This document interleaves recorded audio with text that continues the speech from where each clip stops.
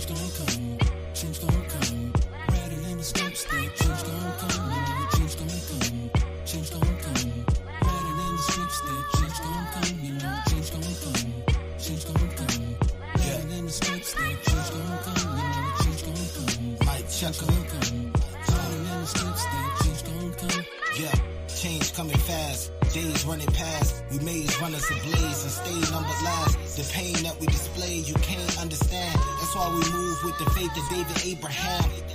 We tryna pace where the apes be. Keys like HP, curses live at HD. Women chasing clout and brothers changing their faces. Screaming, oh God, send your son to save us. So tired of all the pain. See all my people in it. Cause living day to day is hard to face. But know that on that day you can release them chains. So give him all the praise and change. Change gon' come, change gon' come. Rattle in the scripts that change gon' come, you know change gon' come, change gon' come. Rattle in the scripts that change gon' come, you know change gon' come, change gon' come. Rattle in the scripts that change gon' come, you know change gon' come, change gon' come. Rattle in the scripts that change gon' come. Yeah, it's time for a change to come to my people. Cause Lord knows that we gon' treat it equal. 400 years of the same old ish. Brave rob, killing spoil, getting off the ship. Now check it, can barely wait for that day to come. Getting ready for that war, time to beat the drum. And to the ones trying to hold me back with bent up faces, just call me Master Eddie, trading places. Change gon' come, and it's coming fast. I know change gon' come, cause this world won't last. I know it's so much hurt, and it's so much pain. But when them cherries come, just know the world gon' change. Why my people cry, cause they tired of lies. That's why we face the east, pray to your how it shine. Cause change gon' come, prophecy says that change gon' come. Yeah. So tired of all the pain. See all my people in it. Cause living day to day is hard to face. But know that on that day you can release them chains. So give him all the praise and change. Change gon' come, change gon' come.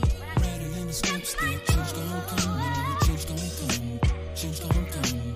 Rattle in the scripts that change gon' come, you know change gon' come, change gon' come. Rattle in the scripts that change gon' come, you know change gon' come, change gon' come. Rattle in the scripts that change gon' come. Look, we've been trying to get up out of this, but we've been too busy worshiping some nonsense. Jesus. We want change that happen real quick, but we the stiff-necked people and we don't give a All women all up on Instagram, shaking and twerking their ass like they don't give a damn.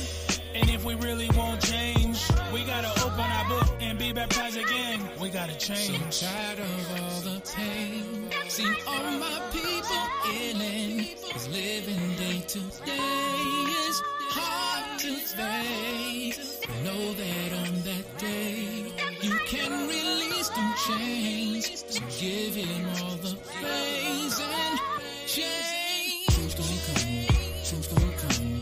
Rattle in the scripts that change gon' come, you know change gon' come, change gon' come. Rattle in the scripts that change gon' come, you know change gon' come, change gon' come.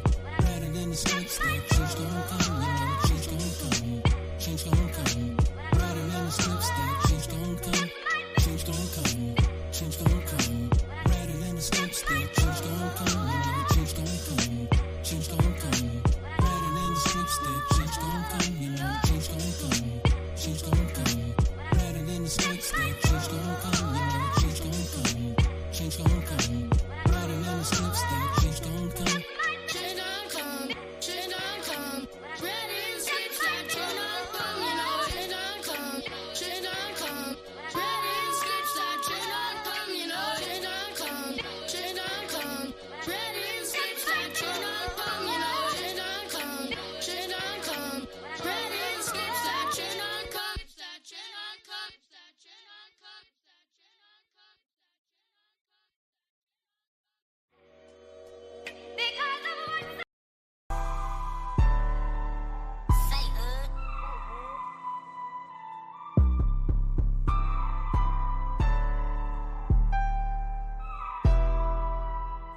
so much time getting this money. Never realized them the faces of slave owners. Niggas a snake on you, he got shot in the face over slave owners. White people smile in my face, they the children of slave owners.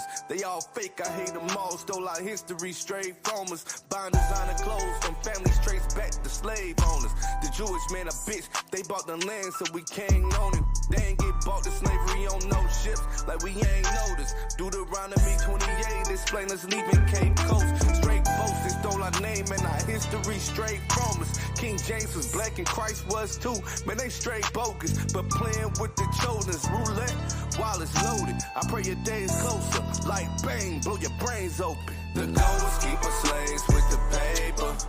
Putting drugs in the streets to keep us chasing. Yeah, keep the men out the house while they children stay growing. Make it war with each other so division stay focused. Control the media to make them hate us. If we teach them hate theyself, they'll never make it. Yeah, discriminate them at the job and lock them up for selling drugs. If we keep on teaching hate, they will never learn to love. They put demons all in our face, rose up idols all in our state, destroyed our mind with all of they talent, all and they piling on what they hate. Now we dying so they've raised to teach us lies with all of they say. That goes from schools to the media, designed to change the way you think and the way you pray, the words you speak and the money you pay for the things you get and the people don't know. So we marry their kids and we change our codes and the things don't grow when the kids get rich. Lose that money and the wife and kids and they start back over. This is trap for show. Then they sell you music by the trap life. Seem like living in the trap life though. We don't get paid from the money they grow. We get pennies on the dollar, my bro. We get pennies on the dollar, my bro. Sometimes I really wanna holler at my bro. Tell them that we've been played on the low. We still slaves and they still own. We still slaves and they still own us. The goal is keep us slaves with the paper. Us. Putting drugs in the streets to keep us chasing. Yeah, keep the men out the house while they children stay growing. Make it war with each other so division stay focused. Control the media to make them hate us. If we teach them hate theyself, they'll never make it. Yeah, discriminate them at the job and lock them up for selling drugs. If we keep on teaching hate, they will never learn to love. Say hood.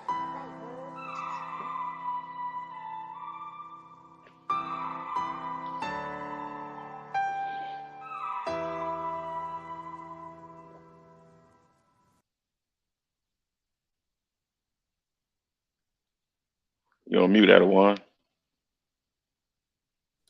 Khan, Salakia. Hey, Shalom, Yasha Allah. It's another Wild Out Wednesday. We got a good show for you here tonight. We got some good articles that we're going to bring out. So, as always, we give all praise and honor to Yahweh Bashem, Hamashiach Yahweh Shai. Hey, we just thankful to be here another day, man. Hey, it's shifting season. A lot of brothers is going through things, right? It's a lot of stuff going on with brothers, sisters. I hope all of y'all are staying prayed up, staying girded up, staying fasted up, right? We got to continue to fast, continue to pray, that the Most High gives us strength and the ability to endure, man. And we don't become bug outs in this thing, and we don't become reprobate and turn and look back. I was just talking with a brother earlier, about being in this truth, man. The script says, hey, no man who put his hand to the plow and turns and look back is fit for the kingdom.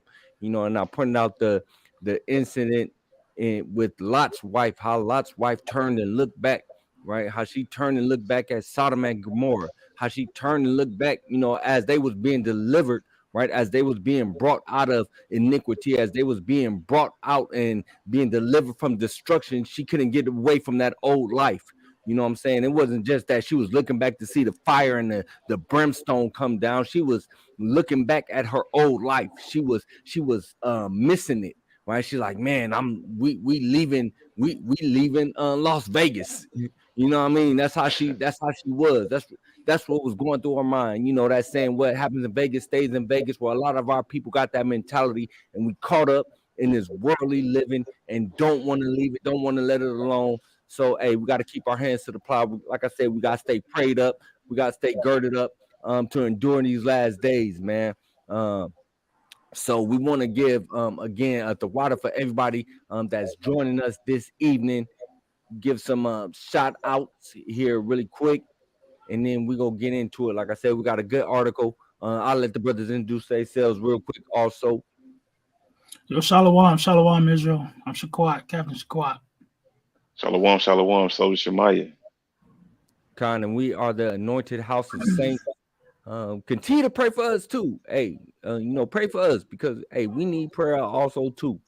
That's So right. let's give some shout outs. We got HOS Banyam Yam in the house. Hey, Shalom. We got Joy and Gilchrist. AHOS Nadab Yab. We got Soldier Knock in the building. Soldier Quadash. Right. We got Christina Override. Shalom, sister. Good to see you. Kazakia in the building. Shalom 2 times. I see you. All right. We Two got times, Shalom, Shalom. we got the mighty soldier Yawasop in the building. Hey, the brother taught a great class here on this past Shabbat. Hey, that was a real good class. If y'all didn't see it, go check that thing out, man. It was a real good class. Don't let nobody move you, man. You know. And then we got sister Zanaya Salawam, sis. What up, though? But so anyway, like I said, if I want to give a shalom to everybody who will be eventually joining in, even if y'all don't join us live. Hey, shalom if you watching, after the fact. Shalom. And then we got Sky Anderson just checked in. Hey, shalom. I'm gonna assume you're a sister because I don't think no brother would be named Sky. So shalom, sis. God, God. All right. And then with that, as always, even though we are out of so-called Black History Month, I'm still gonna be bringing out these articles on this day in history because this is important to me. I think everybody needs to know the history of this wicked nation and the things that they've done and to never forget, right? They always say never forget the Holocaust. They want us to remember the Holocaust. They won't let us forget that, but they want us to forget all of the things that has happened to our people throughout the course in history. Well, I'm not gonna forget. I'm not gonna let y'all forget. Hell no, I'm not And gonna forget. right, Khan. So Shemaiah Baba Kasha, if you could start bringing out this article for me. All right, nearly 100 indigenous people massacred by Pennsylvania militiamen. On March 8, 1782, Pennsylvania militiamen and frontiersmen murdered 96 Pacific indigenous people. Salakia, Most of pacifist. oh, Pacifist. pacifists. So, what is a pacifist? A pacifist is someone that is against war, right? They were not warring people. These people were against war. 96 of them against war. Salakia, go ahead, King. Most of whom were members of the Delaware tribe in the village of, I don't I know what can't that help you on is. that one. Yeah, whatever that is, near present day New Philadelphia, Ohio. The members of the Pennsylvania militia, led by Captain David Williamson, were seeking revenge for alleged raids by Native Americans in the area. They arrived at the house of a group of Delaware who were not responsible for the alleged raids and had remained neutral in the conflict between the U.S. and the British. Nevertheless, Captain Williamson, men feigned friendliness, disarmed the members of the tribe, and Hey, confined so the indigenous. they fake like they was being friendly, right? What that and they came with smooth words, right? Those words were smooth as butter, right? What was in their heart? Right? War was in their heart. Come on, keep reading. And confined the indigenous men in one building and women and children in another. The soldiers held a vote on whether to execute those captured. Out of over 100 soldiers, all but a handful voted in favor of killing them. Informed of the impending execution, the captured indigenous people spent the night praying and singing hymns. The next day, the militiamen bludgeoned them to death and scalped them. Children God. made up. Go ahead, King. Go ahead. All right. Children made up the largest group among those killed. The militiamen and burnt the bodies together with the village. Only 2 children escaped alive.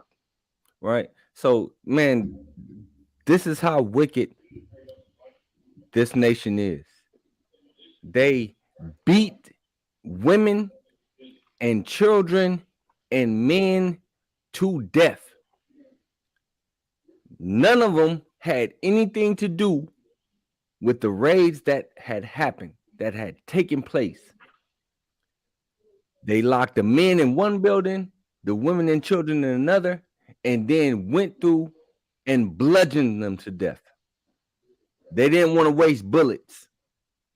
They say, hey, y'all not even worth a bullet, so we just go beat y'all till y'all die. Then they burned them and the village. Now, there's other sources that says the smell was so bad that you can smell it from miles away.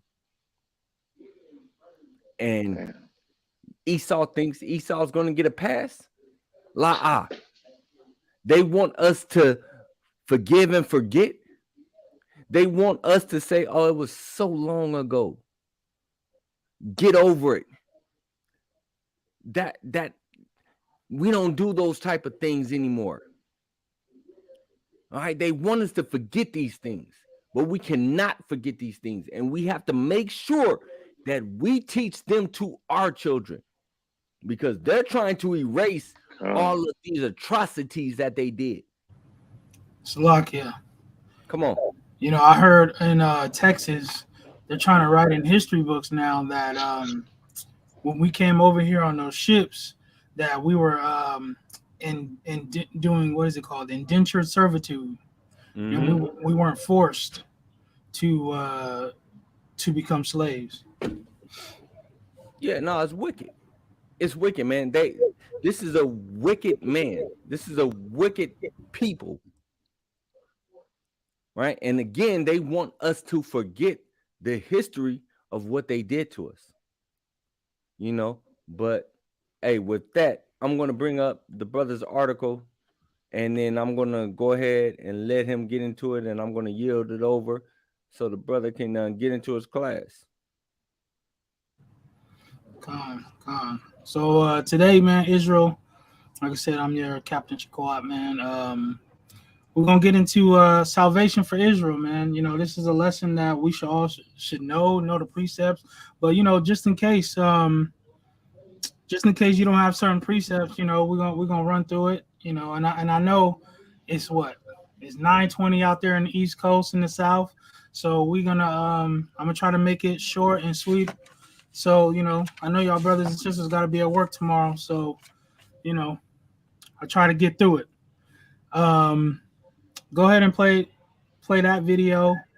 But I'm gonna post, there's another article that has some graphic photos, the same story.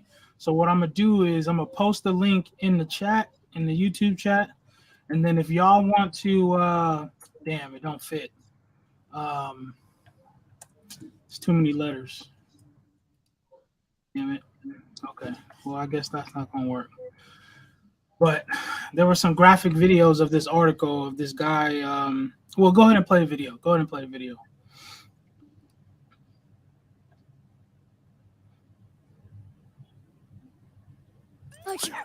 Theo's nose was cause for alarm, so Dad brought Puffs Plus lotion to save it from harm. Puffs has 50% more lotion and brings soothing relief. Don't let your nose get burned. Don't let y'all nose get burned. Puffs, indeed. Get y'all some Puffs. Lotion tissue. We're done. What about these? Hey, y'all, I don't need all these commercials, though. How we get up off of that? You gotta play it. I thought you went through it. It's all right. Quick, the quicker picker-upper. One sheet of Bounty is all you need, and Bounty is 2 times more absorbent, so you can use less. Bounty, the quicker picker-upper. Students walking out of class today protesting the death of Khalil. The 24-year-old was found dead in Crystal Lake back in July after being chased by law enforcement.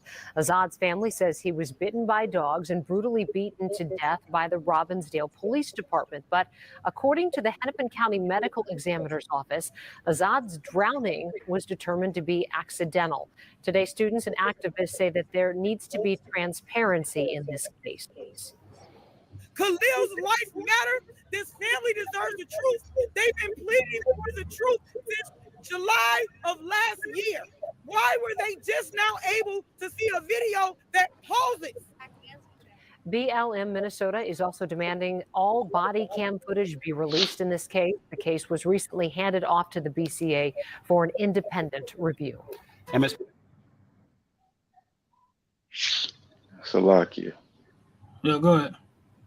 You see how these devils do? When they think they in the right, that body cam footage come out quick. Right. But when they in the wrong, they delay it. That's right. You know, yeah, I want y'all to see these photos, man. But like I said, they're real graphic. And that's the basis of this. Hey, Salakia. Go ahead. Hey, if y'all want to see the photos, jump on YouTube.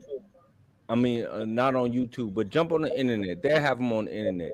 Y'all can pull up those photos because there are some graphic photos. Not everybody can handle it, but right.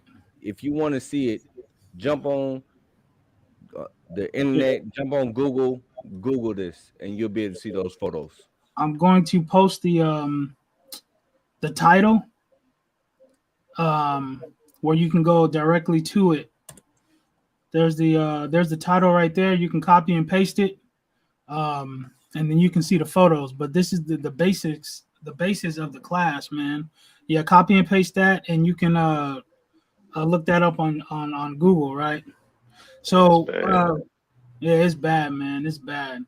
You couldn't even tell who this dude was. But anyway, so Khalid Azad, man, he was 24 years old. He was found dead in Crystal Lake in July 22. So this happened last year, and this just came out a couple weeks ago, right?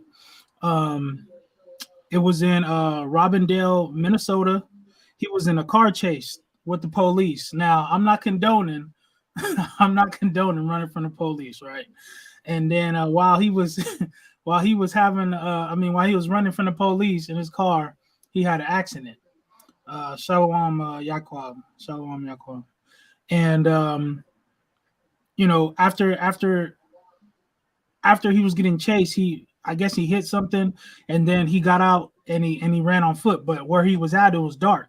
They was looking for like an hour and they couldn't find him, right?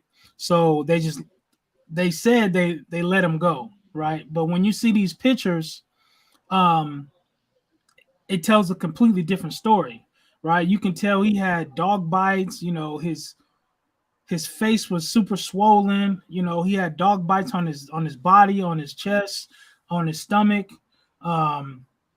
scratches and stuff like that.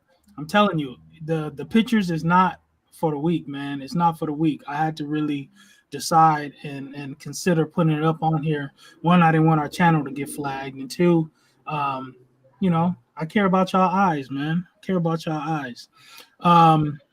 So let's get into this, man. I'm gonna be talking about salvation because obviously from stuff like that, we need salvation. We need to get up out of here and be on top. So let's get the biblical definition of salvation. So give me Luke chapter 1. We're gonna start at 68. Luke chapter 1, verse 68. It's the book of Luke, chapter 1, and verse 68. Or start at 67. And it reads, okay, it's the book of Luke, chapter 1, verse 67. Mm-hmm. And his father Zacharias was filled with the Holy Spirit and prophesied, saying. So we know who Zacharias is. Slakia. Zacharias is John the Baptist's father, right? He was in the spirit, man. He was in the spirit. Go ahead, read. Blessed be the Lord God of Israel, for he has visited and redeemed his people. He said, blessed be the Lord of God of Israel. Nobody else. Right? Read. and has raised up an horn of salvation for us in the house of his servant David. That house is Yahushua. Go read. As he spake by the mouth of his holy prophets, which have been since the world began, that we should be saved from our enemies. That we should be what? We should be saved from our enemies. Okay. And from the hand of all that hate us. From the people that hate us, man. We got tons of enemies out there, right? Keep reading. A lot of people don't read past this point, but keep reading.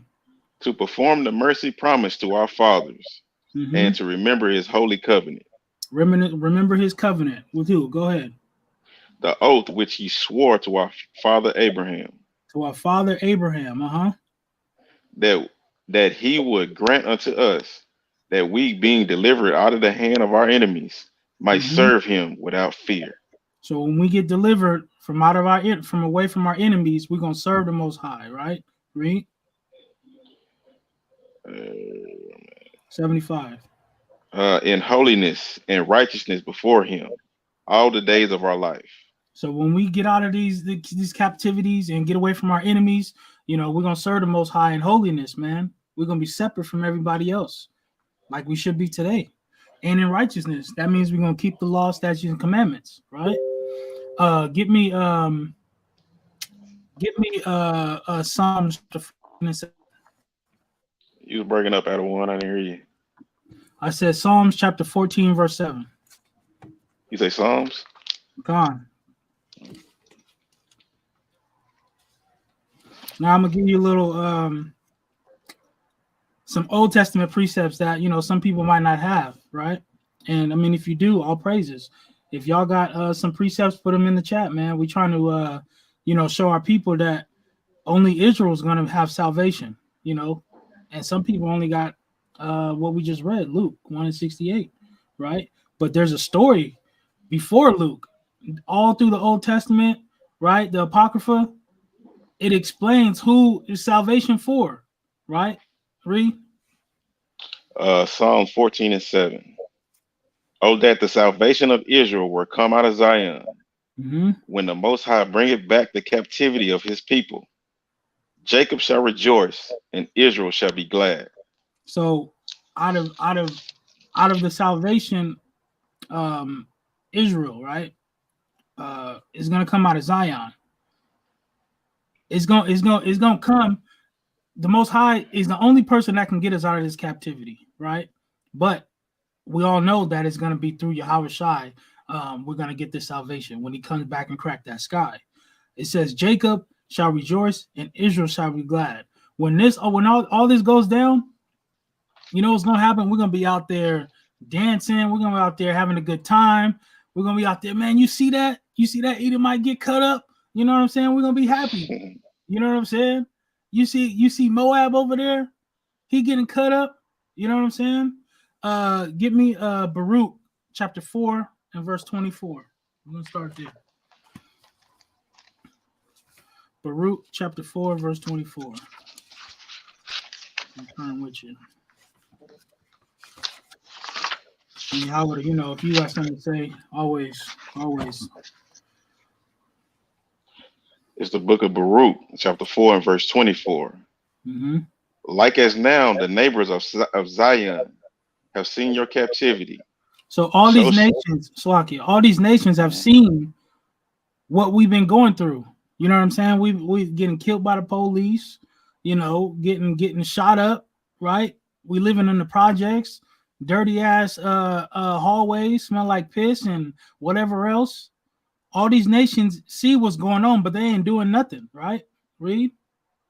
So shall they see shortly your salvation from our God, which shall come upon you with great glory and brightness of the everlasting. Come, but they're gonna see, right, that the Most High is gonna get us out of this stuff, man, right? And when this happens, they're gonna glorify us. What they gonna say? Damn, we've been lied to. You know what precept that is? You know what precept that is, Shemaiah? Somebody put lied to. Yep, that we've been lied to. Somebody get that precept. What's the precept? Somebody put it in the chat to test y'all knowledge, man. That we've been lied to. Right? when they see us, you know, getting removed from all these places, and the role's gonna be reversed, they're gonna be like, damn, man, we should have been listening to them black Hebrew Israelites. We should have been talking to them. We should have been figuring out how we can serve them, right? Give me Jeremiah 16:9, man. We're gonna hold that. We're gonna hold that, but we're gonna go to Jeremiah 16:9. So we'll come back to it. It's the book of Jeremiah, chapter 16, verse 9.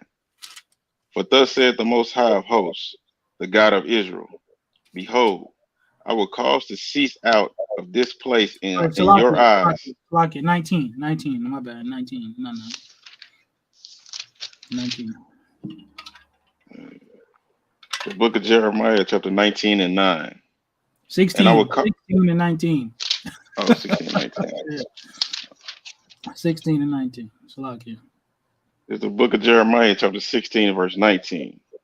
O Lord, my strength and my fortress and my refuge in the day of affliction, the Gentiles shall come upon thee from the ends of the earth, and shall say, surely our fathers have inherited lies, vanity, and things wherein there is no profit.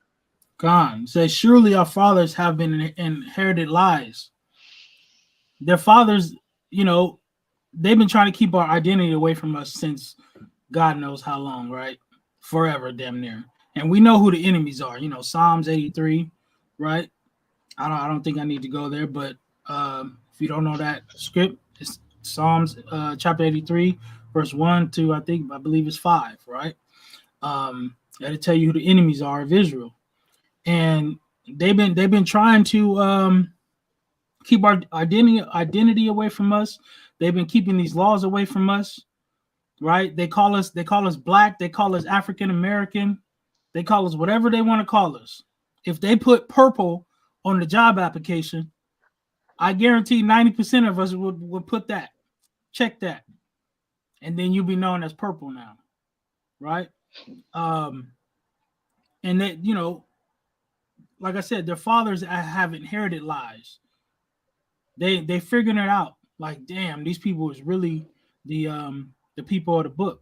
You know, I was listening to Amari Stoudemire's interview on Clubhouse the other day. Somebody asked him, so what was it like when you went over to Israel and, you know, you started practicing, you know, Israelite customs or whatnot?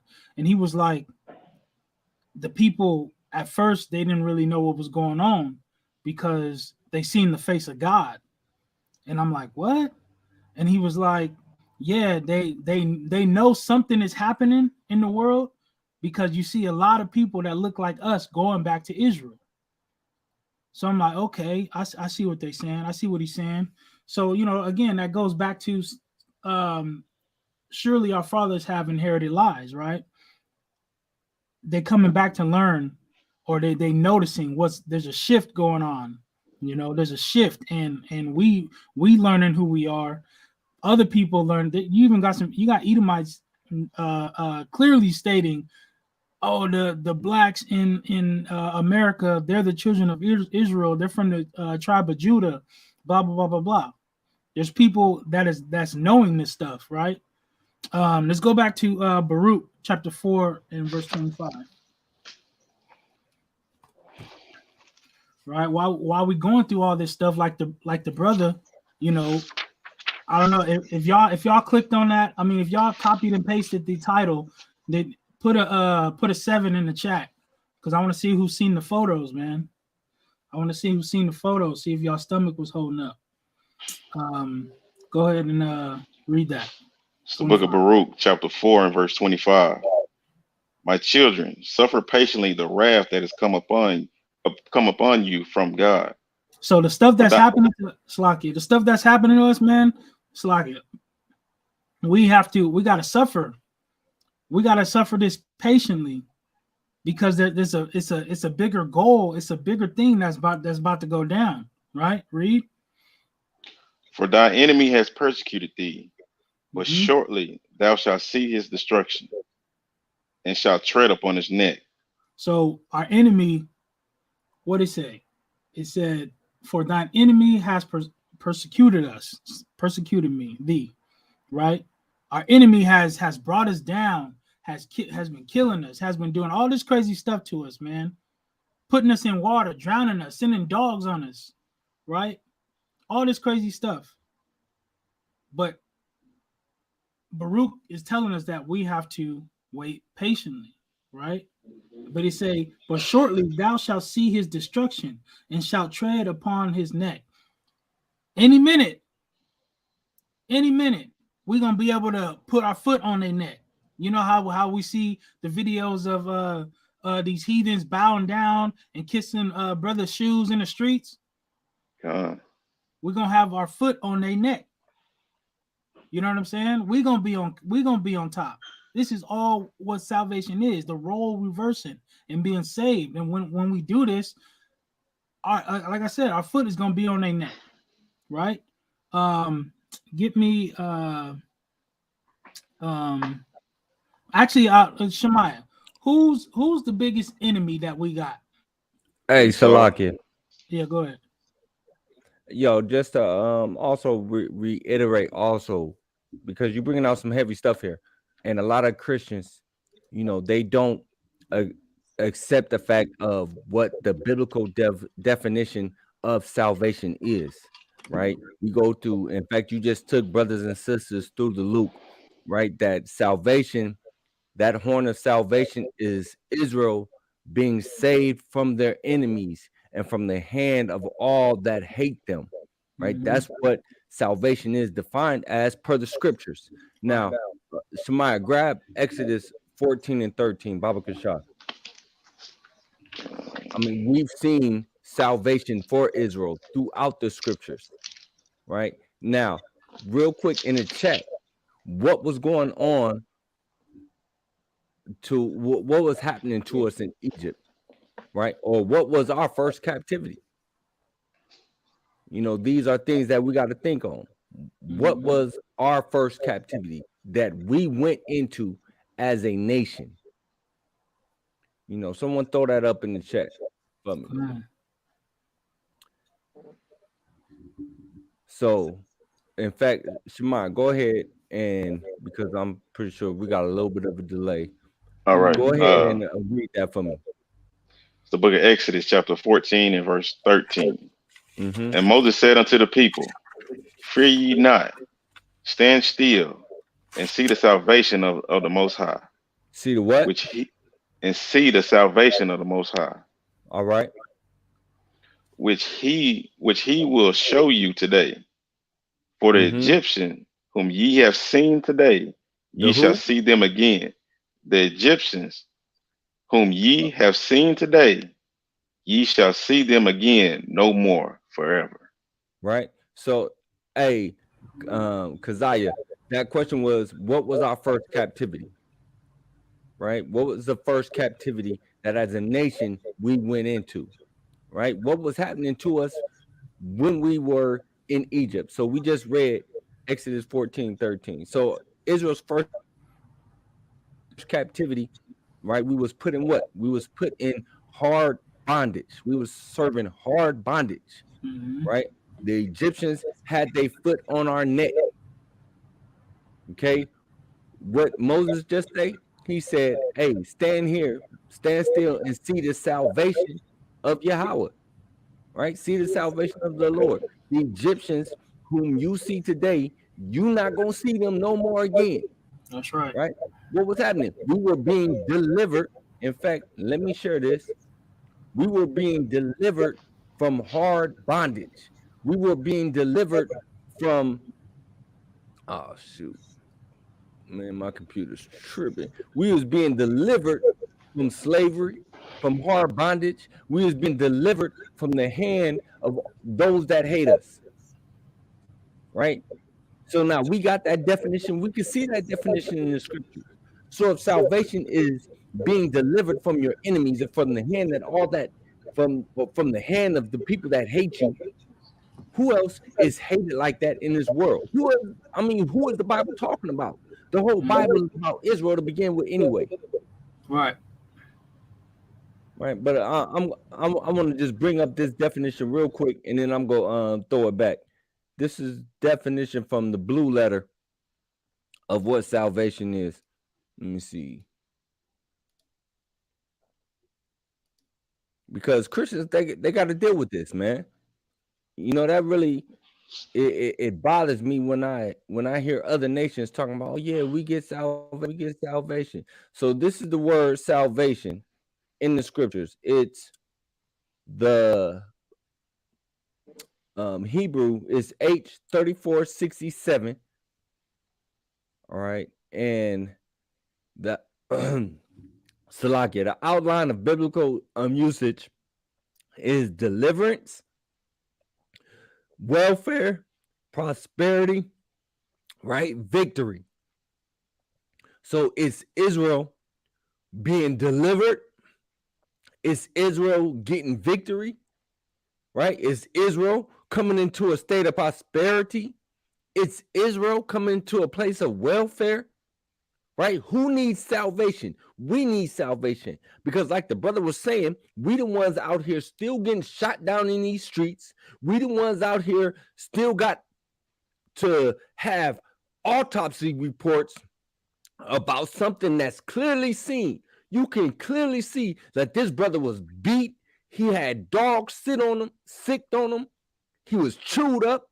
You can clearly see this, but they trying to say, oh no, we let him go. We didn't catch him, but the brother come up dead. Come on, man, get out of here with that. The brother who they found rolled up in a wrestling mat at the high school with his organs removed, trying to say, oh, this there's no foul play here. You can clearly see these things. The sister who went to stay over the Edomites' house, all the white women, one sister and a bunch of white people, and she turned up dead. And they try to say it's no foul play. Don't nobody know what happened. Nobody know what happened. Don't nobody know what happened, but she turned up dead. Who needs deliverance?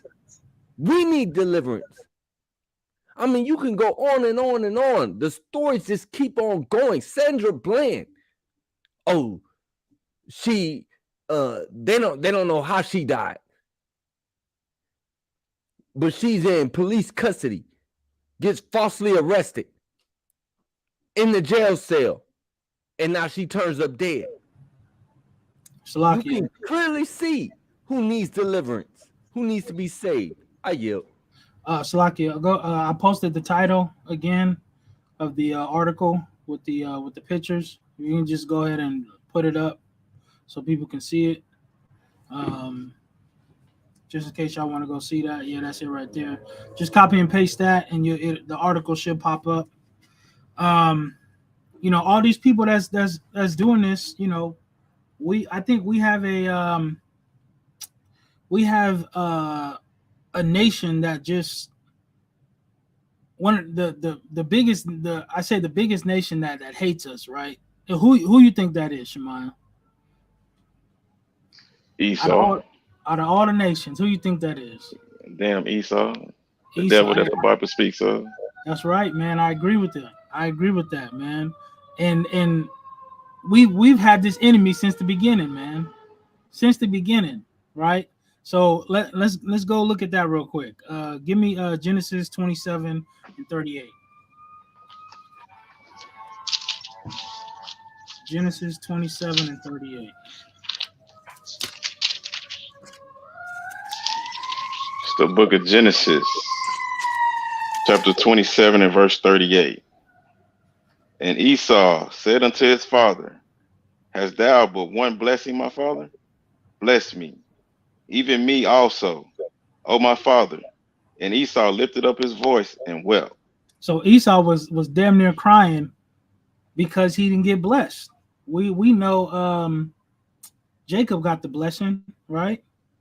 Go ahead, read verse 39. And Isaac his father answered and said unto him, behold, Thy dwelling shall be the fatness of the earth, and of the dew of heaven from above. So he said Esau was gonna get the fatness of the earth, right? You know, that's the richness of the earth, right? Just think about every continent that these people have been to. They control the money, they control the land, the agriculture, you know, the food, the water, everything. They got the fatness of the earth, man. Read verse 40. Salaki, let me say something real quick. Yeah. And also I saw something where US said they was gonna start giving aid or something to Uganda if they didn't accept gays, like the LGBTQ agenda. That's right. Yeah, I seen that last week. And Uganda was like, we don't care. Oh, we don't care. They like, who the hell are y'all? Right. You know what I'm saying? He's like, we ain't got that problem over here. You know, but yeah, go ahead. Read verse 40. Yeah. And by thy sword shalt thou live, and shalt serve thy brother. And it shall come to pass, when thou shalt have the dominion, that thou shalt break his yoke from off thy neck. Come on. It said, and by the sword shalt thou live. Man, Esau make it, at least in America that I know of, they own all the gun stores, right? I can't name one so-called black gun store or gun company, right? They own all the guns. They make the bullets, right? They own all that stuff, the military stuff. You know what I'm saying? And then it said, it shall come to pass when thou shalt have dominion. That dominion is controlling everything again. Name a continent that they have been to and they haven't controlled it and destroyed it. They've been to every single continent. There's 7 of them, right? Yeah, 7 of them. It's been a while. It's 7 of them. They destroyed everything, right? And they run everything. How Africa, the biggest continent in the world, got all the materials we need, from the metals to the diamonds to everything, water, agriculture, right? Everything we need. But every Edomite country got their hands in Africa, right? It don't make sense. They have dominion over the world. Read. And Esau hated Jacob because of the blessing wherewith his father blessed him. Mm-hmm. And Esau said in his heart, the days of mourning for my father are at hand. Then I will slay my brother Jacob. So Esau was pissed off because he didn't get the blessing. He was mad because his dad didn't give him the blessing that he was supposed to get, right? Because he wanted that raw meat. He wanted the red meat, right? Good. He wanted it raw, right? And tartar, right? For real. And then he said, I will slay my brother Jacob. Ever since this point, the Edomites and the Israelites have never gotten along. To this day. God. To this day, we do not get along. Right? Now, just imagine. Just imagine if Esau got the blessing. What if they got the blessing and they end up cooking better than us, dressing than us, playing basketball, football, baseball better than us, right? as that would be nuts, man. That would be nuts. They rap better than us. Just imagine they got the blessing. That would be nuts, man. That would be crazy. Get me Jeremiah 30 and 15. Like I said, I'm just going through some precepts that we all should have, but if you don't, this would be a good way to mark your sword, man. A good way to mark your sword. Jeremiah 30 and 16.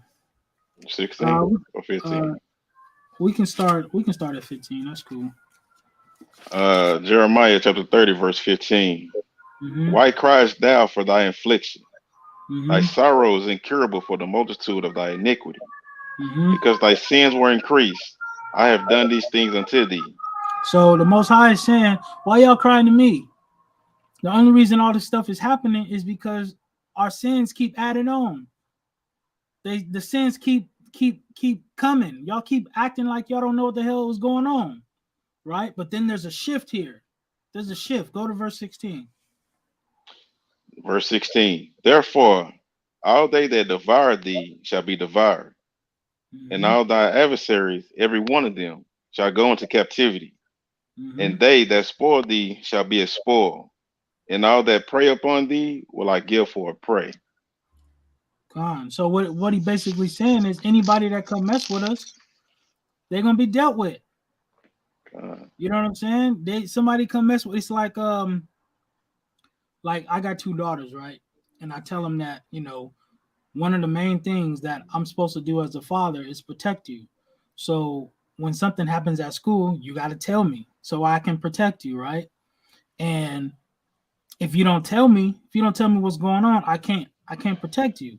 So this is what the Most High is saying. Like, look, anybody that come mess with you, I'm gonna protect you.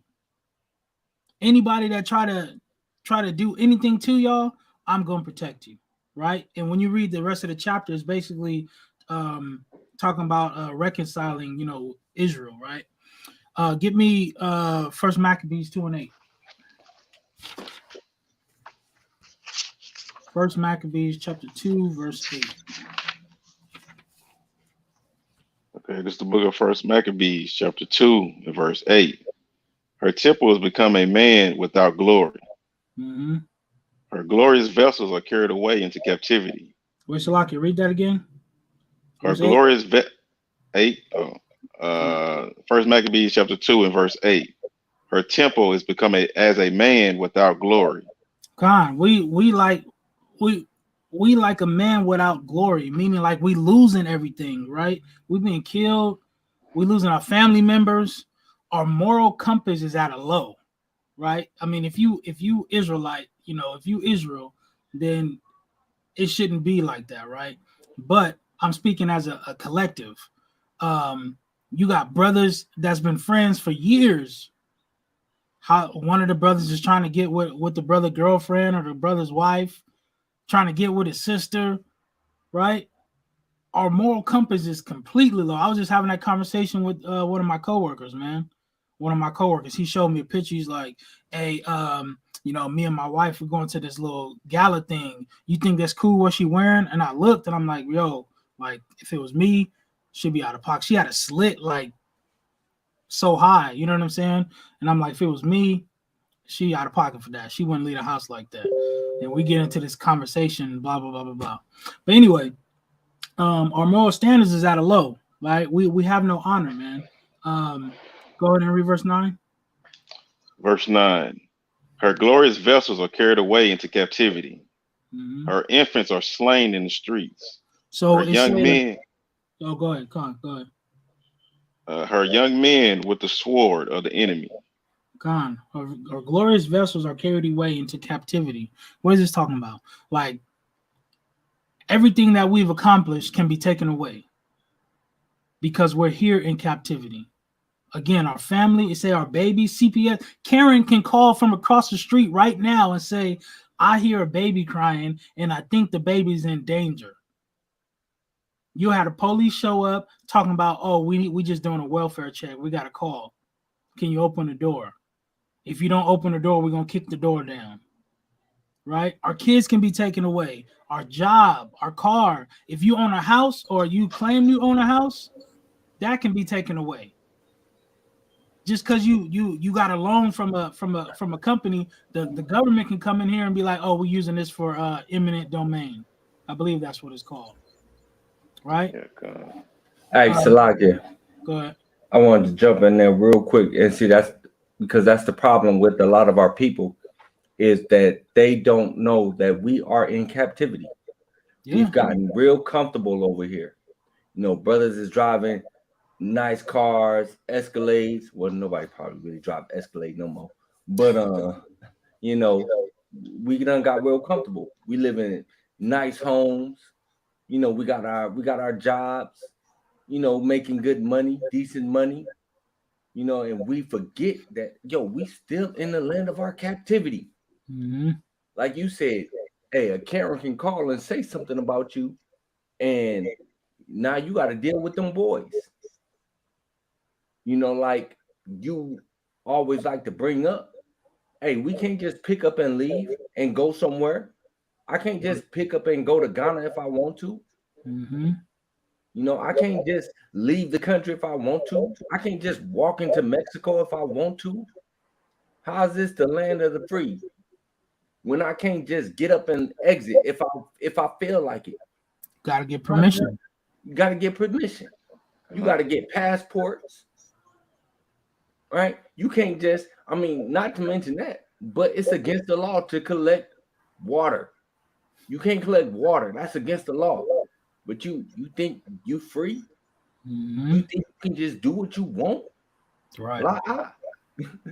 But I feel on that. Come on. Read verse 10. Verse 10. What nation has not had a part in her kingdom? What nation hasn't a part of what we got going on? Yo, I just seen, I think I sent it in the chat to the brothers the other day. I just seen this Asian girl. She was rapping on some trap beats. It sounded like she was flowing. I ain't gonna lie. It sounded like she was bussing. I couldn't understand what she was saying, but it sounded like she was bussing. Right? You got the Indians in India and Pakistanis over there rapping. Right? You got people from Saudi Arabia rapping. Right? We the salt of the earth, man. And what nation hasn't had a part in our kingdom, man? This is a house of lies. God. It say what nation had not had a part in her kingdom and gotten her spoils? That's right. I mean, they've taken everything, right? I say this a lot. Like, you got Korean barbecue. Where they get that from? You know what I'm saying? Yeah. Korean barbecue. That's right. That's funny. Go ahead and read verse 11. Verse 11. All her ornaments are taken away. Of a free woman, she can become a bond slave. God. So everything's been taken away from us. Now we got to depend. Now we got to depend on them. Right? We started this hip hop stuff. We started this R&B, rock and roll. Right? But now, if we want to put out some music, we got to depend on them to get the music played. We got to go to these major labels. Well, it's kind of changing now, but you know, I mean, I've been a DJ for 24 years and I've seen a lot of stuff change. But like now, you can go get it's called like DistroKid, where you put your music up and it goes to all the platforms. But we don't own that. They own that. I never understood why like Diddy and Jay-Z and Nas or what's his name, Baby, right, never came together and started their own thing as so-called black men in this industry. They done made over $1 billion each. They can put a label together, a major label together. You know what I'm saying? Go ahead in verse 12. Verse 12, and behold, our sanctuary, even our beauty and our glory, is laid waste, and the Gentiles have profaned it. Like I said, man, these other nations have taken everything from us to claim it for themselves. Our beauty, you got women trying to look like our women. We got the most beautiful women out of all the 12 tribes in the world, man. Our women is the best looking around the world. The blacks, Hispanics, and Native Americans, man. We got the best looking women all around the world. You know, you got these Edomites going to DR, Dominican Republic, to get they butt lift. Brazilian, what is it called? Brazilian Brazilian butt lift. Brazilian butt. BLT. Yeah. Right. They going to get their breasts done. They getting their lips filled. Look at Kim Kardashian. Right. A lot of our young women in the 20s, maybe younger, they look at Kim. They look at her body. She trying to look like women. And our women trying to look like them. That's crazy, man. That's crazy to me. Read 13. Verse 13. To what end thereof shall we live any longer? Mattathias is like, man, all this stuff is going on, man. What's the point? What's the point of living? Why should we even be here anymore? Right? But and I know a lot of brothers, like we struggle with a lot of stuff. You know, a brother that we know just got kicked out of his house. He ain't got nowhere to stay. You know what I'm saying? You get kicked out your house and you live in a city where it's cold all the time. Ain't got nowhere to stay. Brothers losing their jobs, you know, brothers going through family stuff. It's a struggle out here, man. It's a struggle, and I can see why Mattathias was feeling that way, right? And I know brothers and sisters they go through their little thing, you know, where, like, for me, I'm gonna be honest, I'm gonna be transparent. There's some times where I don't want to talk to nobody. I just want to get in my corner and just bawl because I'm, you know, in a ball because I'm going through whatever I'm going through. But at the same time, I end up calling my brothers. Hey man, this is what I'm going through, bro. I'm going through it and I need some advice, right? And my brothers give me that advice. And I get out of my little circle. I mean, my little ball. You know, it's hard out here. Like I said, I can see where Mattathias was coming through. I mean, was where he was coming at. You know, but like Baruch 4:24 said, we got to go through this thing patiently, man. We got to go through this thing patiently. Peter said that as well. Give me Zechariah chapter 8. Zechariah chapter 8, and I think it's verse 7. Zechariah. Like I said, this is all precepts that you know, brothers should have, but if not, you know, add it to the arsenal. You know what I'm saying? So when people say, "Oh, salvation is for everybody," then you can prove it's a story behind what they're saying, and it's only talking about Israel, right? We're gonna start at chapter 8, verse 7. It's the book of Zechariah, chapter 8 and verse 7. Thus saith the Lord of hosts, behold, I will save my people from the east country and from the west country. Mm-hmm. And I will bring them, and they shall dwell in the midst of Jerusalem. Mm-hmm. And they shall be my people, and I will be their God, in truth and in righteousness. This thing is pretty repetitive all throughout the Bible, man. He's going to save his people, and his people are going to serve him in righteousness and in truth. Right? Give me Isaiah 60 and 14. Isaiah 60 and 14. He keeps telling us that he's only going to save his people. And you get the Christians that be, oh no, he's for everybody and blah blah blah blah blah, and I ain't trying to hear all that. Isaiah chapter 60 verse. We'll start at 14. It's the book of Isaiah chapter 16 verse 14. The sons also of them that afflicted thee shall come bending unto thee, and all they that despise thee shall bow themselves down at the soles of thy feet, and they shall call thee the city of the Lord, the Zion of the Holy One of Israel. Right. So when this salvation happens, these other nations are going to be bowing at our feet. Right? They're going to be doing the Chinese thing. You know what I'm saying?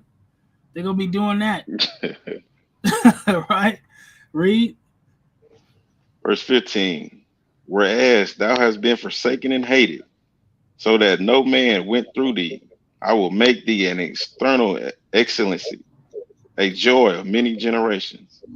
God, where, you know, the places that we've been hated, the cities that we've been hated, ain't no man gonna be able to walk through there, because the role is gonna be reversed. We gonna be on top, so that no man went through thee, and I will make thee eternal excellency, a joy of many generations. Right? Ain't no man gonna be able to walk through there and just do whatever they want to do. We're gonna put our foot in their ass, man. Our children's is gonna be on top. It's gonna be a generational thing. It's gonna be forever, right? What Daniel 7:18 say?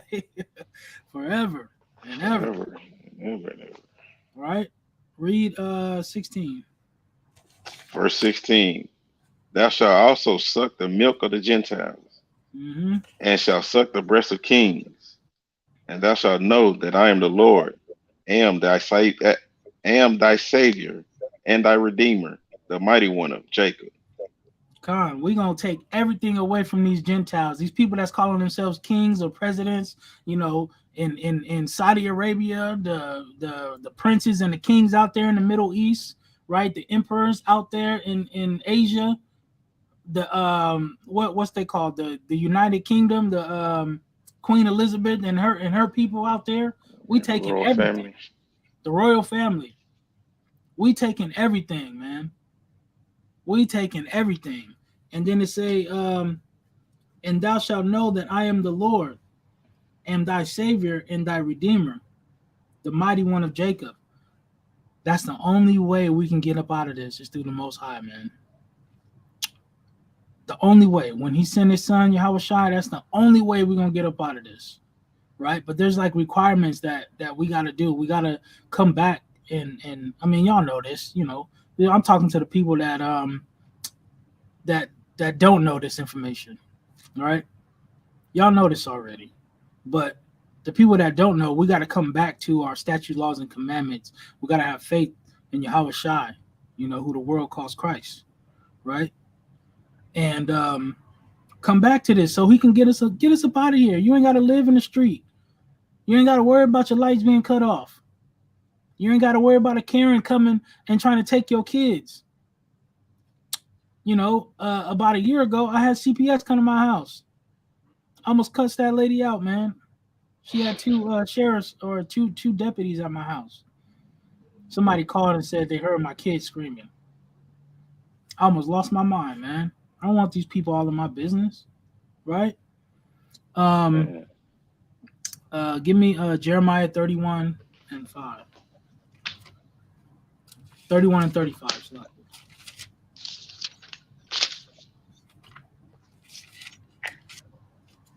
It's the book of Jeremiah, chapter 31 and 35. Thus saith the Lord, which giveth the sun for a light by day, and the ordinance of the moon and of the stars for a light by night, which divided the sea when the waves thereof roar. The Lord of hosts is his name.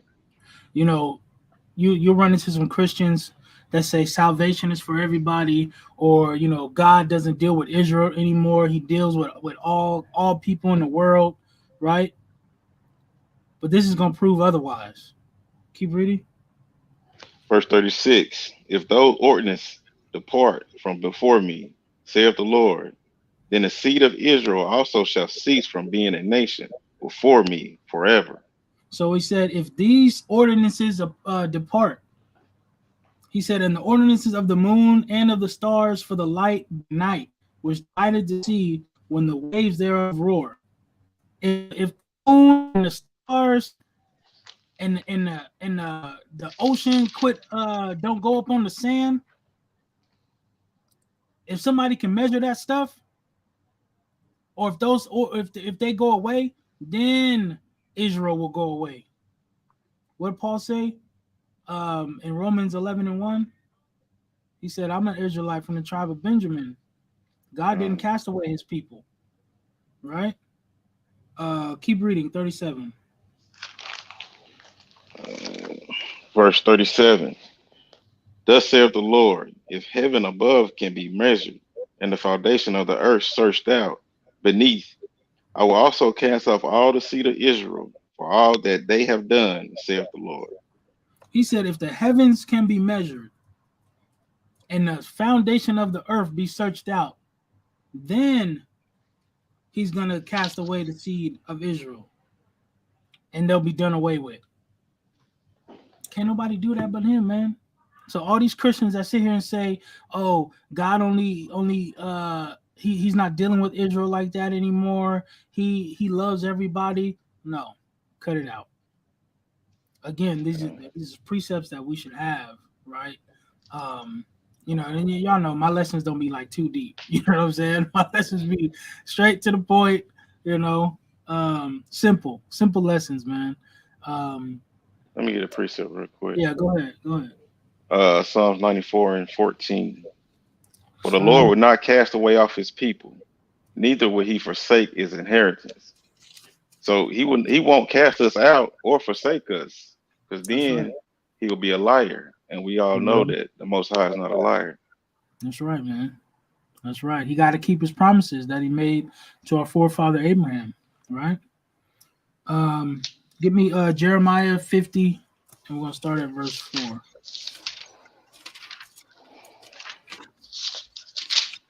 Jeremiah 50 and 4. All right. It's the book of Jeremiah, chapter 50, verse 4. In those days and in that time, saith the Lord, the children of Israel shall come, they and the children of Judah together, going and weeping, they shall go and seek the Lord their God.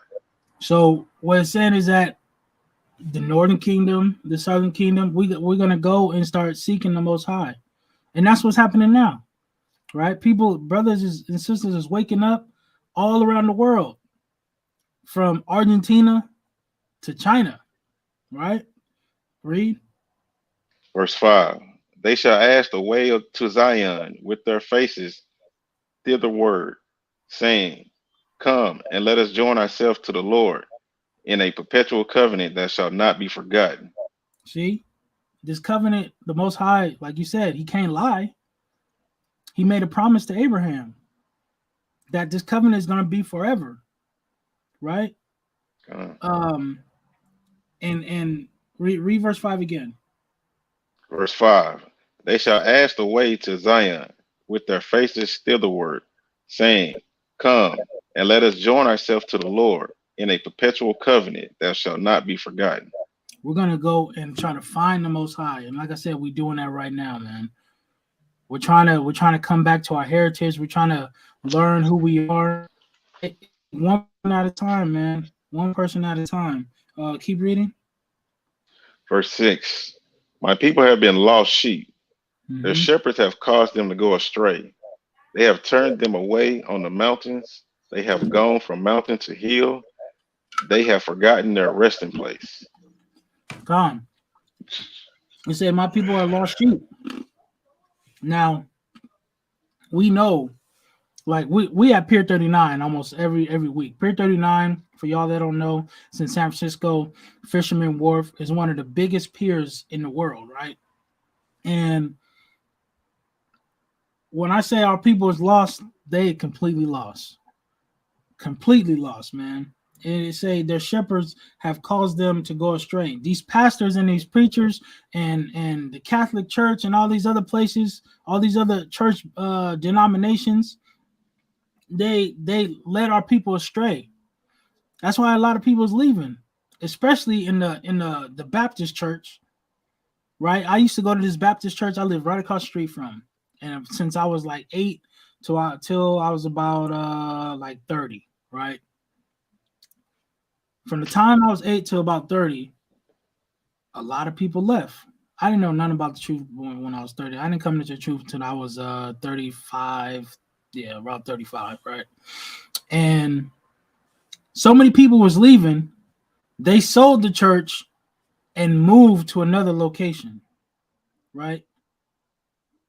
These people, churches, pastors, whatever, however you want to label it, they go ahead and they keep our people astray and not knowing the scriptures, right? Like I said, y'all know this. Talking to the people that don't. That's just coming into the truth, trying to figure it out, right? If you still in church Ask your pastor these questions. Go scroll back and watch these watch the scriptures being called out. Go back and write them down. Ask your pastor about these. So why does it only say that Israel's going to be saved? Why don't it say that everybody's going to be saved? Right? Jump down to verse 7. Verse 7. All that found them have devoured them, and their adversaries said, we offend not, because they have sinned against the Lord, the habitation of justice, even the Lord, the hope of their fathers. Gone. Now, all these other nations, they don't care. They don't care about us, right? They know if we break the Most High's laws, then the Most High ain't going to hear us. According to John 9, right? The Most High don't hear sinners. They know if they keep us. I just found out that my kids they eat breakfast in the morning at their school, and the school switched vendors. Come to find out, they've been putting pork in Cheerios. I didn't know that, right? My wife told me, "Oh yeah, they switched vendors, and the vendor let everybody know that there's pork in the Cheerios." These people know, man. Like, if we keep breaking these laws, we're gonna continually be on the bottom. They know this, right? Let's back that up. Get Judah chapter 5. Yeah, after this, I got like 3 or 4 more precepts, man, and then we're gonna wrap it up, man. I told you, I don't like to be on here long, basic stuff. Judith chapter 5. We're gonna start at 17. 17. Yep. Judah chapter 5. Judah chapter 5, verse 17. Mm-hmm. And while they sinned not before their God, they prospered, because the God that hated iniquity was with them. You see that? When we keep the statute, laws, and commandments, when we kept that, we prospered. Everything we wanted, we got. It's just like today. If I tell my kids they want, Judah gonna laugh at me when I say this. My kids want some new Jordans. My kids want some new Jordans. And I say, okay, well, if you want some Jordans, you got to show me them grades, right? You got to show me them grades. If you don't get no good grades, or you don't do what you're supposed to do around this house, you ain't getting nothing. So when they do what they need to do, they get everything they want. I'm happy to give them what they want. But when they start messing up, nah, you sit your ass down somewhere. Ain't no iPad, ain't no TV, right? You ain't going out with your friends, no new shoes, none of that. Give me this laptop. I knew Judah was gonna say something. Read verse 18. Verse 18. But when they departed from the way which he appointed them, they were destroyed in many battles very sore, and were led captives into the land that was not theirs. And the temples of their gods were cast to the ground, and their cities were taken by the enemies. See, they know this. They knew when we was messing up, not doing what the Lord commanded, we would get put in captivities, right? We would lose our wars, our battles. We'll be killed.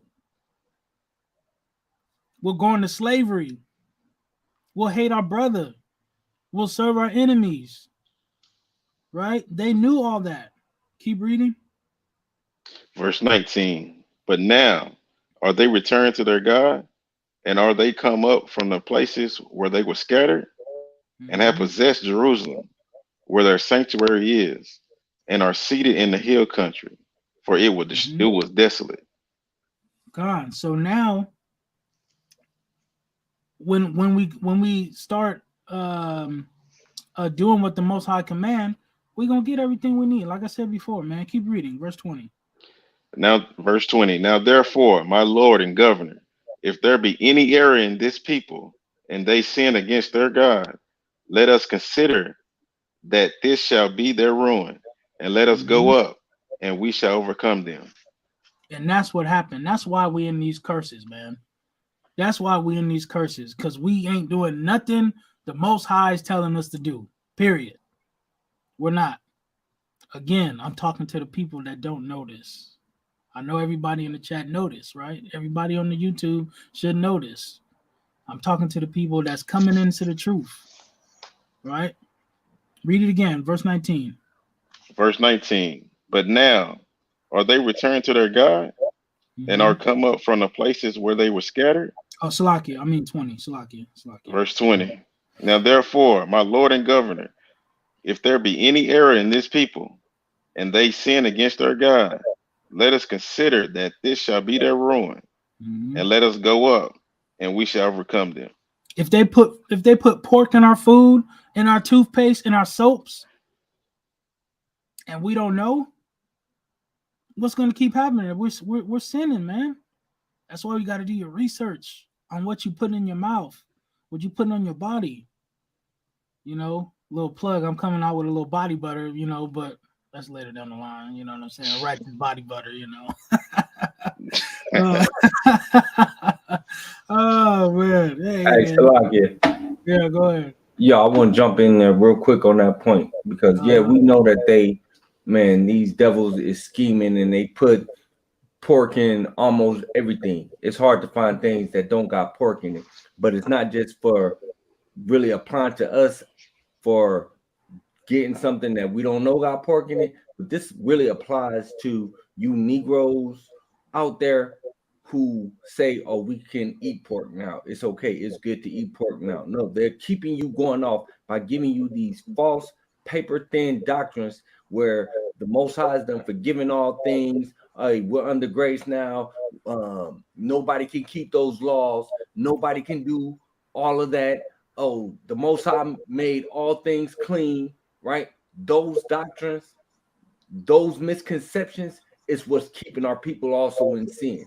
You know, like the brother keeps saying, hey, this isn't for y'all that's in the chat. This isn't for the people who's already walking in the truth, whose eyes has already been opened, who's already been made awake. This is really for y'all who are walking around talking about, oh, no, I can do that. It's okay. I got grace.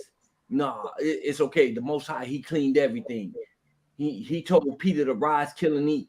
He said, all you got to do is pray over it, right? This is for you Negroes who, since we came over here into this continent, since we got over here and the slave master gave us the pork, gave us the swine, and didn't even give us the good parts at that. He gave us the guts, right? He gave us the intestines. The booty noodles. Where the boo come through. When you got to clean them. I don't know about y'all, but I grew up in a house where my family members ate that, right? And when they cleaned it, the whole house stunk.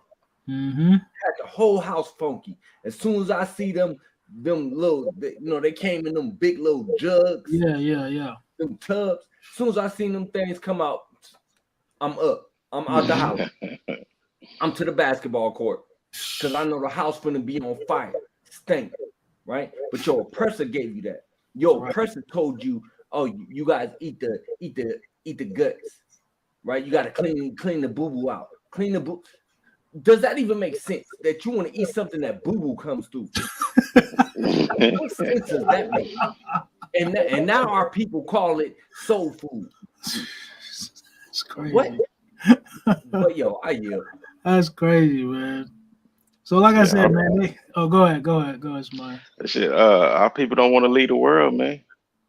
I'm gonna get a precept real quick. Micah 2:10. Arise ye and depart, for this is not your rest, because it is polluted. It shall destroy you, even with a sore destruction. That's right. So basically, this world is set to destroy us, man. And if you want to stay in it, you will be destroyed. You will get that second death. Yeah. I yield on that. That's right. Go ahead and read 21. Judah 5:21. It's the book of Judah, chapter 5, verse 21.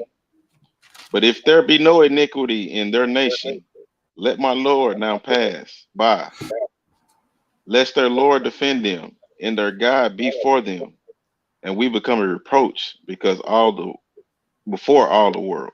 You see, once we start keeping these statute laws and commandments, man, these other nations is gonna fall down to our feet, right? They're gonna bow down to us. We're gonna take everything they got, and we're gonna keep it for ourselves, man. We're gonna keep it for ourselves, and that's salvation. The roles is gonna be reversed.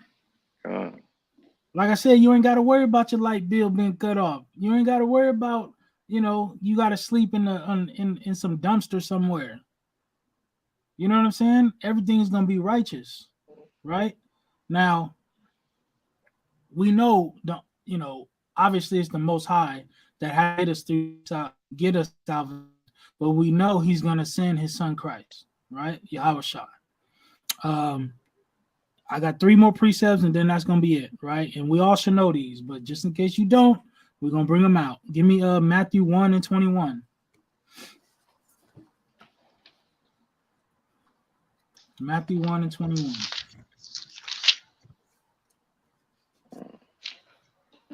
It's the book of Matthew, chapter 1, verse 21. And she shall bring forth a son, and thou shalt call his name Yahushua, for he shall save his people from their sins. He shall save his people from their sins. Like, we be out at Pier 39, and I be like, when it says his people, who is it talking about? People be like, oh, everybody. And I said, nah, because Christ was a Jew, right? Yeah. Which made him an Israelite, right? Yeah. So how's everybody his people if his relatives are Israelites? Oh, y'all misinterpreting the Bible. You're not reading it in context. That's the one right there. You're not reading it in context. Everybody that accepts Christ, Right.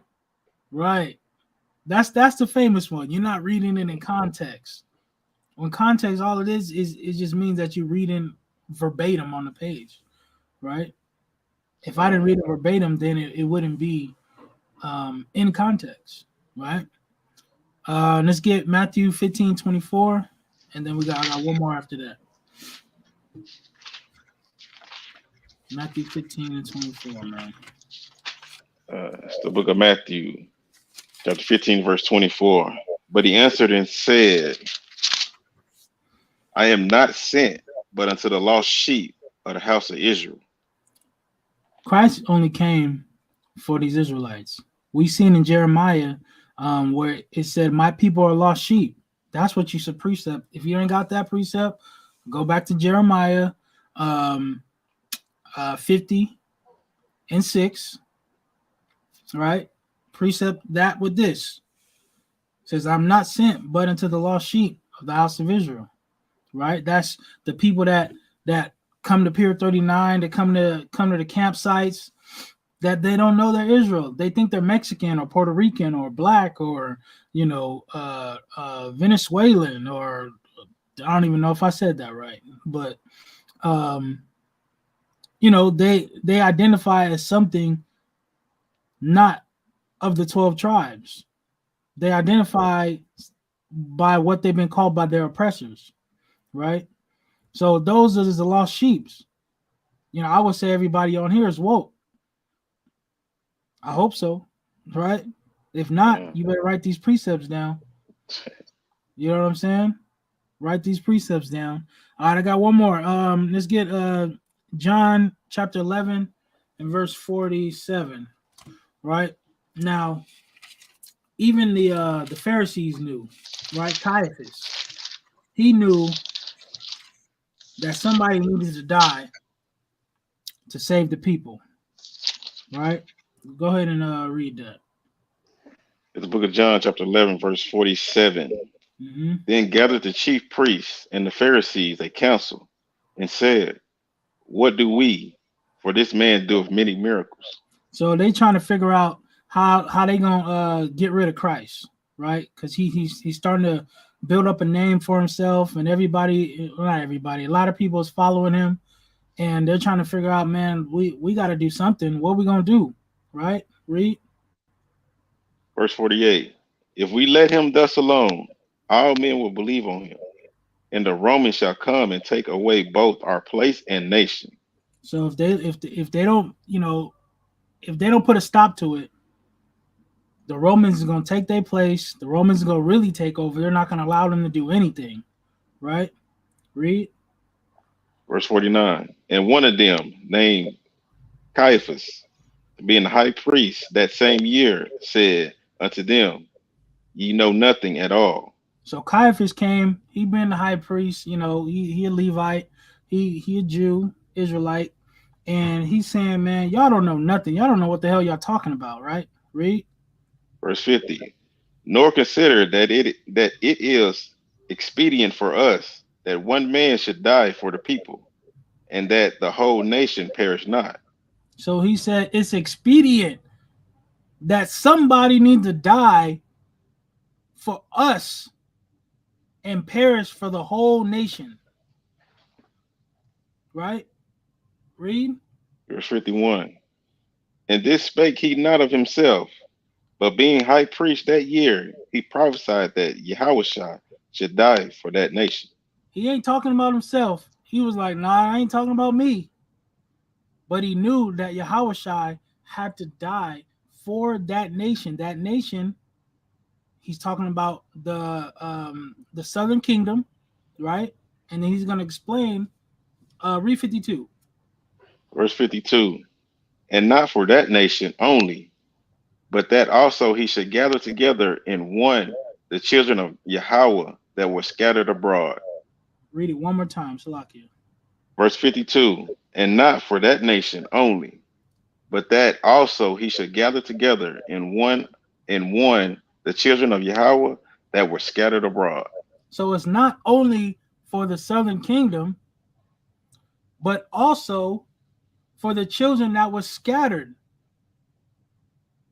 So when somebody sit here and say that Christ is coming to die or died for everybody, take them to this verse and ask them to break that down.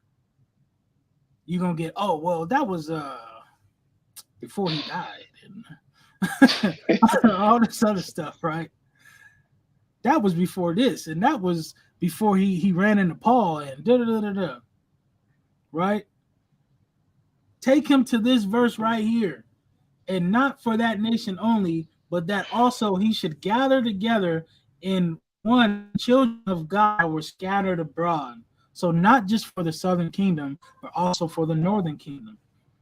Then y'all can precept that with Ezekiel 37, and I believe it starts at 19, right? We're talking about the one stick, So look, man, this was my salvation lesson. Like I said, it was for the people that didn't have, maybe the precepts, and I hope y'all learned something new. Don't forget, we got Passover coming up. You got the flyer for that, Judah? Yehoda? We got Passover coming up April 3rd in Atlanta. If you haven't already. Hey, Salagia. Real quick, I blanked out for a minute. But yo, that was a fire lesson, man. I just wanted to grab a couple precepts, really to kind of just land me on what you brought out, because salvation ain't for everybody. The brother showed you what salvation is biblically. Biblically, salvation is us or Israel being saved from their enemies. Grab for me the book of Isaiah, chapter 55, verse 11. Baba Cashapp.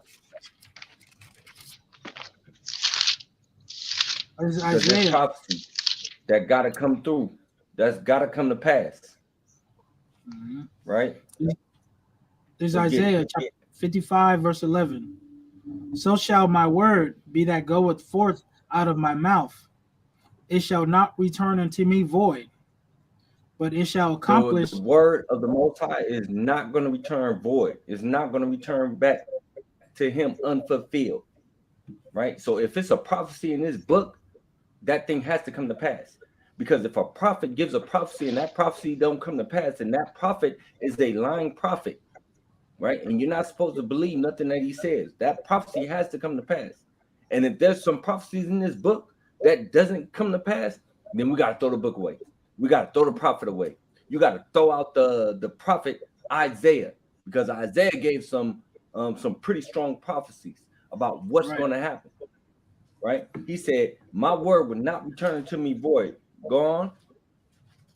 But it shall accomplish that which I please, and it shall prosper in the thing whereto I send it. So that thing is going to come true. Let's grab the book of Isaiah chapter 14, verse 1. Let's look at one of those prophecies that has to come to pass. Or else Isaiah is a lying prophet. It's the book of Isaiah chapter 14 and verse 1. Come on. For the Lord will have mercy on Jacob. You say 1? Come on. All right. 14 and 1.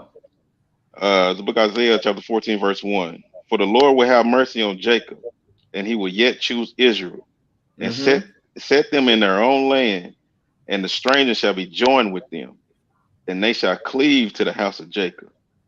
Come on. And the people shall take them and bring them to their place, and the house of Israel shall possess them in the land of the Lord. Do what? Shall possess them. In the land of the Lord, for servants and handmaids, and they shall take them captives, who captives they were, and they shall rule over their oppressors. Israel is going to rule over their possessors. They're going to take them captives, right? Last time I checked, being a captive, being ruled over ain't a fun thing. How's that salvation for these other nations that's done held us in bondage, that's done beat us, that's done beat us to death, beat our children to death, beat our women to death, set the buildings on fire that our bodies lied in, right? No, this prophecy has to come to pass. So how's that salvation for them? How does that look? If the Most High is a just God, how does that look that the people who raped, who robbed, who murdered you end up in the kingdom right along with you? Is that justice? I mean, just think about that. Is that really justice? Would the Most High be a just God if he did something like that? He punished us for our iniquities because the law was given to us. He punished us for that. We dealt with the punishments, but not everybody else. They get a pass. The Most High don't work that way, right? So these prophecies has to come to pass. That prophecy hasn't happened yet. Grab me the book of Wisdom of Solomon, chapter 5, and I want to start that from the top, right? Because all these other nations talk about, oh yeah, we gonna get salvation. Your salvation is you being under my whip. That's your salvation. Your salvation is you building up the walls. Your salvation is you being out in that field, sweating, slaving, like my ancestors did. That's your salvation. Come on, bring that out. It's the book of Wisdom of Solomon, chapter 5, from the top. Then shall the righteous man stand in great boldness before the face of such as have afflicted him, and made no account of his labors. Come on. When they see it, they shall be troubled with terrible fear, and shall be amazed at the strangeness of his salvation. They go look at our salvation and be amazed at it. Like, wow, it was them the whole time. It was those who we oppressed the whole time. They actually were the people. They're going to look at the strangeness of our salvation. Man, and I, Lord willing, Most High willing, I'm part of that. Come on. Most High willing, all y'all are part of that. Most High willing, we get to see it. I got one last one, and then I'm gonna kill it with this. Grab me the book of 1 Kings, chapter 8, and verse 47. See, but the thing is, like I said earlier, is we got to understand that we're still in the land of our captivities. Brothers and sisters are too comfortable, and I'm not talking about y'all. Like we said, I'm speaking to those who don't know, who not in the truth. Even myself, sometimes I gotta check myself because sometimes I get comfortable, but then the Most High get my mind right. I get I get thrown into the fire, and I be like, Most High, right? But he got to jog my memory sometimes because I get a little too comfortable. Think I'm living good. I'm eating good. Hey, no, this is the land of my captivity. And Esau definitely make me remember that.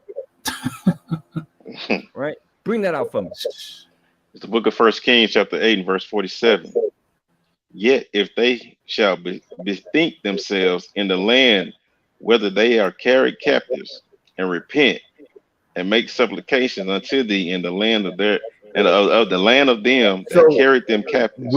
When Salakia, when they say bethink themselves, right? Bethink themselves and repent. It says in the land of their captivities, right? Basically, what's that saying? That's saying, hey, turn back to knowledge, right? What is knowledge? Or turn back to understanding, right? And why I said it, let me just grab these couple definitions in the blue letter real quick so y'all can see. And so we can really make this plain, right? What it's actually saying and what it's talking about. And I'm going to go to the blue letter. If y'all ain't on that blue letter, y'all need to get on it. Get on that blue letter Bible. Salakia. It ain't, I got to bring up the tab here real quick. My fault, Israel. I forgot. I can't share through Safari. For some reason, StreamYard won't let me share things in Safari. I got to bring it up in Chrome. Yeah, kind. All right, there it is. All right. So here it is, the blue letter, right? So bethink. Let's see what bethink is. All right, so bethink. All right. Let's look at the outline of biblical usage. Is to turn back, right? To turn back. So basically, bethink is to turn back. Okay, what are we turning back to? Let's go say themselves. It says turn back to themselves. No, it can't be turned back to themselves. Let's look at this. What we got here? Inner man, mind, will, heart, understanding. All right. To turn back to understanding. Look down here. What is that? Knowledge. Right? To turn back to understanding. To turn back to knowledge. What is understanding? Somebody throw it up in the chat for me. What is understanding? What is knowledge? Somebody throw that up in the chat for me. Shemai, go ahead and read that again from the top, Baba Kashapp. 1 Kings chapter 8, verse 47. Yet if they shall bethink themselves in the land whether they were carried captives, and repent, and make supplication unto thee in the land of them that carried them captives, saying, we have sinned and have done perversely. We have committed wickedness. So, and there it is right there, the law. If we turn back to the law in the land of our captivities, right, where we and say, hey, we have sinned, we have done perversely, we have committed wickedness by going off, by not keeping your law, by going into idol worship, by eating the pork. We've sinned. We've got to turn back to the law. Right? And again, we're in the land of our captivities. We got to come back to the Most High. We got to humble ourselves in the land of our captivities. We got to seek his face in the land of our captivities. We have to pray in the land of our captivities. And we can't be comfortable. We got to cry out. We got to cry out to him. That's a perfect precept. That's it right there. Look at that. The book of Malachi, chapter 2, verse 7. For the priest's lips should keep knowledge, and they should seek the law at his mouth. How many of these Christian pastors is giving people the law? teaching people the law. No, the Christian pastors are teaching people about, oh, you're going to get a blessing. God's got a blessing for you. God's going to get you that Bentley. God's gonna get you that house that you've been waiting on. Right? No, teach people the law. Stop giving these sugar-coated, watered-down messages to our people so we can stop bringing up these news articles about a brother being beaten to death and got his eyeballs popped out his head. Got bite marks all over him. How much do we have to see before we get tired? I mean, I'm tired of being tired. But our people are not. We just had some of our people, I just seen it on the news, got kidnapped in Mexico. 2 of them got dealt with. 2 of them was killed. 2 of them got brought back. But how many of our people, or what is it going to take for our people to finally get tired and be like, we have to turn back to the Most High? Yo, let's cut out the playing.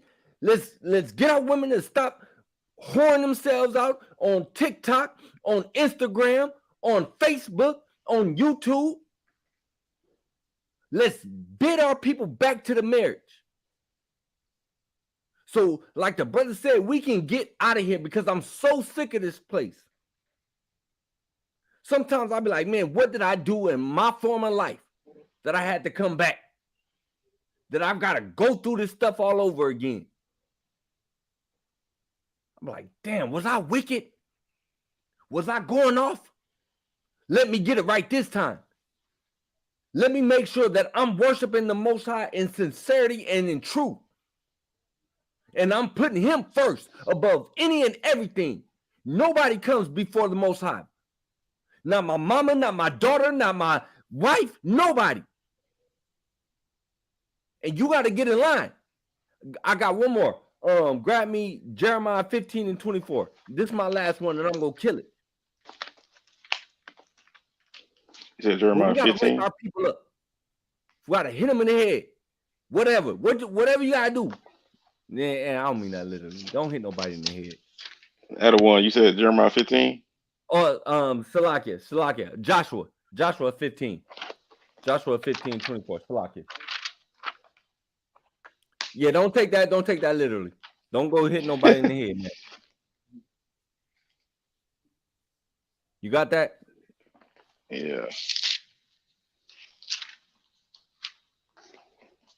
It's the book of Joshua, chapter 15 and verse 24.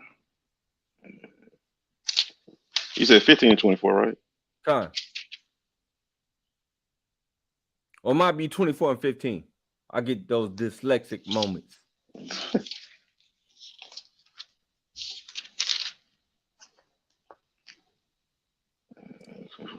Salakia. Because I see you scribing on and called out got it all mixed up there. You got that? Gun. Bring that out.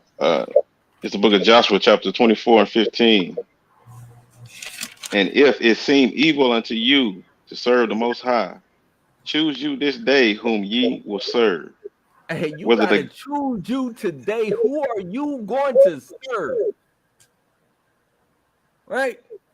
Y'all, the ones that's not in the truth, the ones that's teeter-tottering, the ones that's neither hot nor cold, but you on the line. I know the truth, but I still like my pork.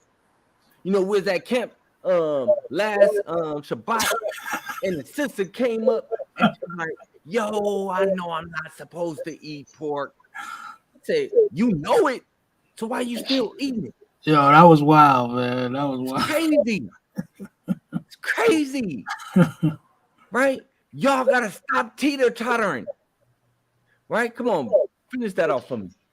Whether the gods which your fathers served that were on the other side of the flood, or the gods of the Amorites, in whose land ye dwell. But as for me and my house, we will serve the Lord. And my house. What do you say? As for me and my house, we will serve the Lord. hey, we're gonna serve the Most High. We're gonna serve Yahweh. No, it ain't no ifs, ands, or buts. You're in my house. Hey, this is how we get down. We not bringing in no dream catchers. Yo, Crystals. I mean, real quick story, right? So, my mama had gave my youngest daughter a dream catcher. Now, my mother didn't know what it was. She just thought it was pretty. But the crazy thing is, my youngest daughter knew what it was. So I asked her, because she had it hanging over her bed. I asked her, I said, why do you have this? And what is this? She said, it's a dream catcher, because I be having bad dreams or whatnot. So, I had to, talk to her, go through the scripts with her, and I took it. Right? That thing got thrown away. And I had, I went to my mama. And my mama had one hanging from her rearview mirror. I said, Mama, do you know what that is? No, I don't know. Right? She ain't had no idea. And so I'm like, okay, I told her what it is. And we know idols is nothing.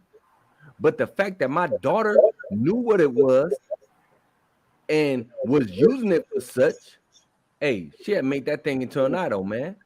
And I was like, no, we don't do that. So, hey, Israel, love y'all, right? Brother brought out a fire lesson. All praise to the Most High. So with that, yo, I don't got nothing. We do got, like you said. Real quick, hey, like I said earlier, man, we all going through some stuff, man. And if y'all need some prayer, send us an email, man. Send us an email with with your name, and you ain't got to go into major detail on what you're going through, but give us a little synopsis of what you got going on, and we'll pray for you, man. Send us an email at AnointedHOS@gmail.com, man, and we'll go ahead and do that. Shalom to the Malachian, some mighty brothers out here in Sacramento. But man, like I said, I hope y'all learned something, man. I don't like to have them long ass lessons. Simple lessons. Don't forget, like I said, Passover is coming April 3rd. Send your email if you're trying to come and feast with us. Send your email, AnointedHOS@gmail.com. It's going to be in Atlanta, Georgia. Get your plane tickets, your Airbnbs. Our colors is royal blue and gold. Not ashy blue, but royal blue. And yeah, man, send us that email if you're trying to come feast with us, man, and we'll let you know how much it is, because that stuff costs, man. Food, strong drink, all the decorations and stuff. And hey, man, that's all I got. You got something, Shemaiah? Shalom. Shalom. You got anything, Yahweh? Cap? You're on mute. Yeah, no, I don't got nothing. That was a great lesson, man. Definitely good edification. And Israel, hey, stay girded up. Keep praying, keep fasting, keep praying, without ceasing. Pray for your brothers, pray for your sisters. Sometimes fast for your brother, fast for your sister, fast for Israel. Yeah. As a whole, because like you said, we all go through something. You know what I mean? But other than that, man, that's it. Hey, shalom. This is not a test.